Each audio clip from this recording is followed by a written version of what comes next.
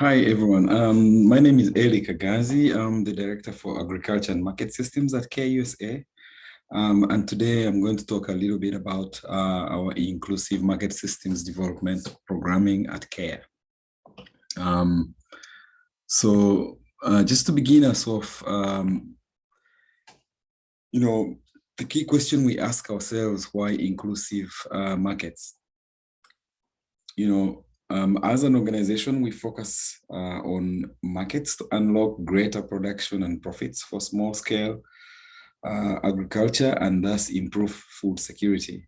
Inclusion is about taking care of everyone, the women producers, small-scale producers, some of our most vulnerable producers. At the end, women producers and micro-entrepreneurs are able to make better informed decisions about market opportunities, and the environment supports them going about these decisions. Thus, our focus is on three main areas. One is enabling women to seek and obtain information they need to make these decisions. Two, improving their competitiveness in the value chain of the market system. And three, generating a change in the system through facilitating an enabling environment. So systemic change from a market's perspective, what does it really mean? What it means is that our focus is not on dealing with the symptoms or dealing with the symptoms more effectively. It's more about addressing the root causes of the problem that we seek to address. So this is generally what is at the heart of our work when it comes to inclusive markets. The question that people ask ourselves is, and that we continue to ask ourselves, is what is market systems development? There are a few definitions that we can look at. This one is from DFID, or formerly, DFID and SDC. And they define market systems as the multiplayer, multi-function arrangements comprising three main sets of functions. You have the core functions, you have the rules, and you have supporting functions that are undertaken by different players, who may include private sector, government representatives, civil society, through which exchange takes place, develops, adapts, and grows. That's DFID and SDC.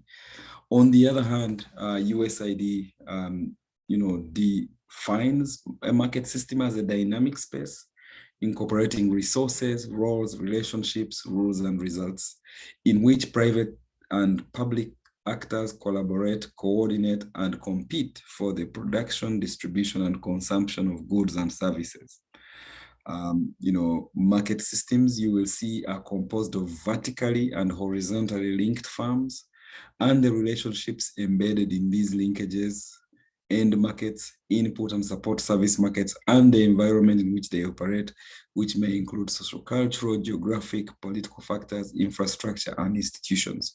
So these are the definitional terms of market systems. To break this down and see what it really means, so there are three major actors or functions that have been talked about. You have the core, which is around the supply and demand. So you have a product X that is being supplied, and you have demand for it. So the core actors within a market system are those that are basically involved all the way from production to consumption. And that's the core part of a market system.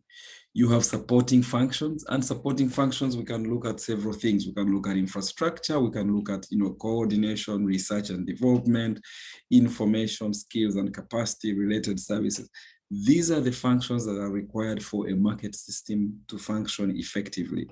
So there is a little bit of information and communication with core function actors within these supporting functions. And the third area to complement what we look at as our donut are the rules. The rules, the regulations, the standards, the laws, and very importantly for us, the informal norms and rules that primarily determine how the different actors and players within a market system function and collaborate. So in a nutshell, the market system, this is what it looks like. I will give you an example of not an atypical market system for taxi motor vehicles. The reason I like this example is just to show you that market system can be for anything. It can be an agricultural commodity, it can be something like a taxi, can be any other product that we have out there. So when you think about the market system for taxi vehicles, you have in the middle here, the core actors. You know, there's a vehicle importer, there's a leasing company, there's taxi owner, driver, and you may have both urban poor users as well as customers that are for business purposes.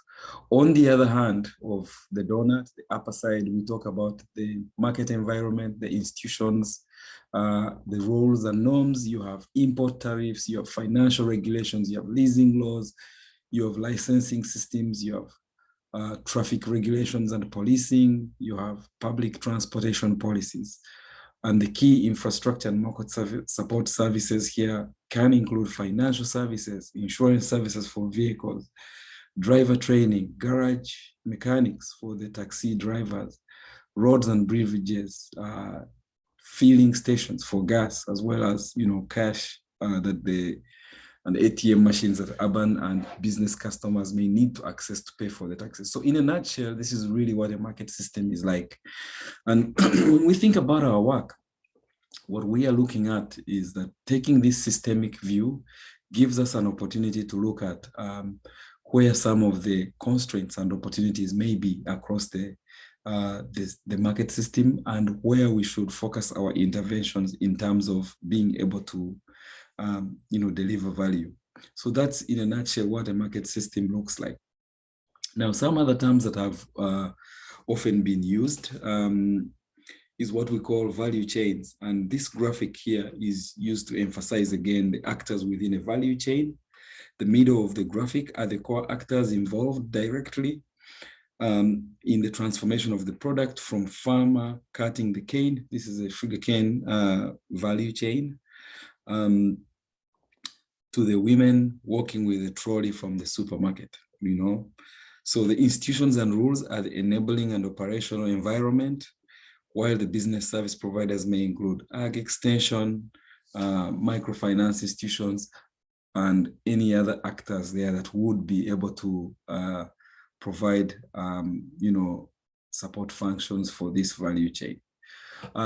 So a few of the terms that I will define that we talk about a lot in our work is value chain analysis. And what do we mean by value chain analysis?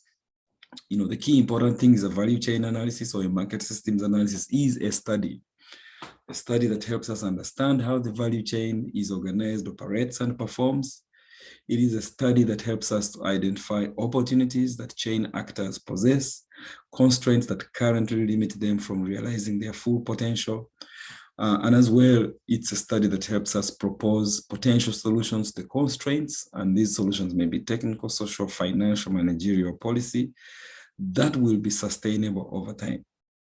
So a lot of our work in inclusive market systems development begins with an analysis to help us understand, identify, and propose. So for all our work, we will always emphasize that before we design our interventions and our programs, we need this study to help us understand who the actors are, identify opportunities, and propose solutions. So in a nutshell, that's what value chain analysis or market systems analysis is about.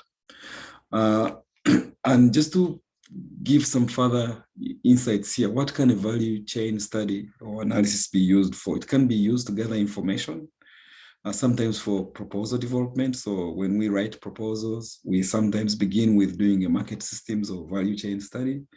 It can help us gather information to prepare for a business plan for a farmer group. It can help us understand the role and standing of women and the value they derive from a value chain or a market system. Mapping value chains in a participatory manner with farmers is at the heart of our inclusive market systems work. And as you can see, you know, in theory, this is what a typical value chain looks like. The reality is more then you can always think about it's a maze, as I said initially, the complexity. So we can work with small scale producers, particularly women, to really understand what the value chain or market system they operate in looks like.